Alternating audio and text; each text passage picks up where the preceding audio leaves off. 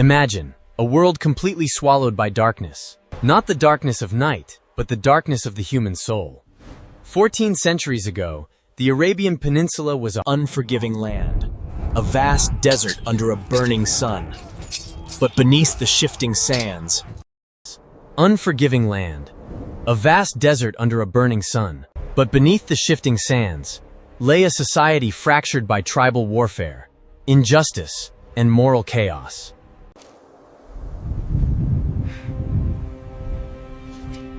This was the era of Jahiliyyah, the age of ignorance. In the heart of this desert stood Mecca, a bustling hub of trade and the center of pagan worship. The sacred Kaaba, originally built for the worship of the one Creator, was now surrounded by 360 idols.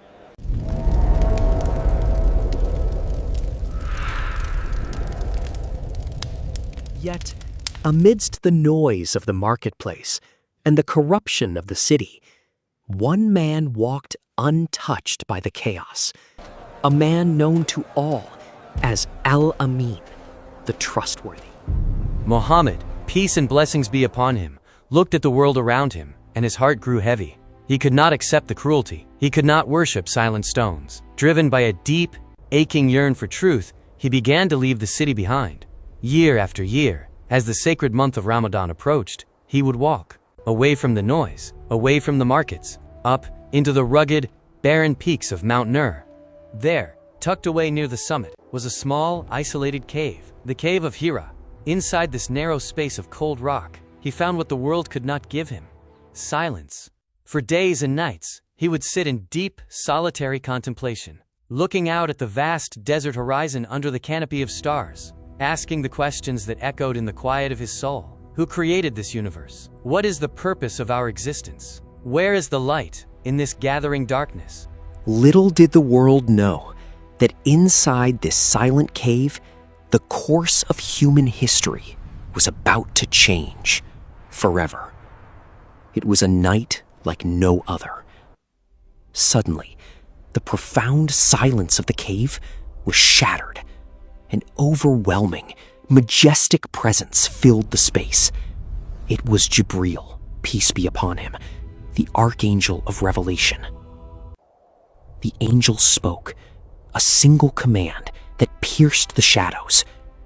Iqra, read. Muhammad, peace be upon him, trembling in absolute terror, whispered, "I am not a reader." Again, the majestic presence embraced him, pressing tightly until he could barely breathe.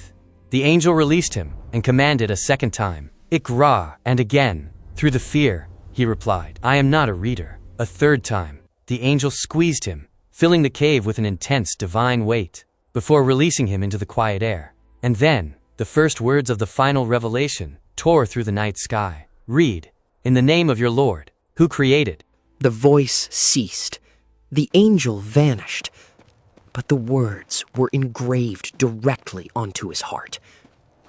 Terrified, his heart pounding like a drum, Muhammad, peace be upon him, rushed out of the cave.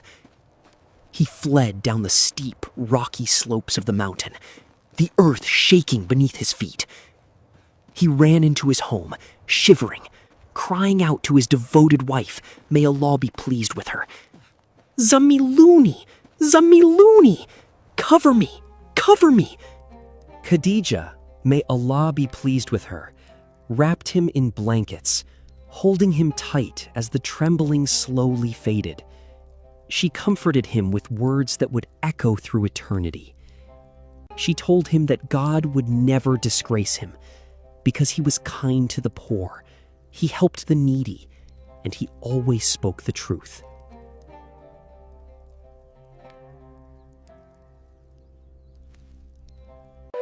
As the sun rises over Mecca, so begins a new day in the ancient valley. The light had finally come to Arabia. The niche had been lit. This was the dawn of Al-Mishkat, the beginning of a message that would rewrite the destiny of the world.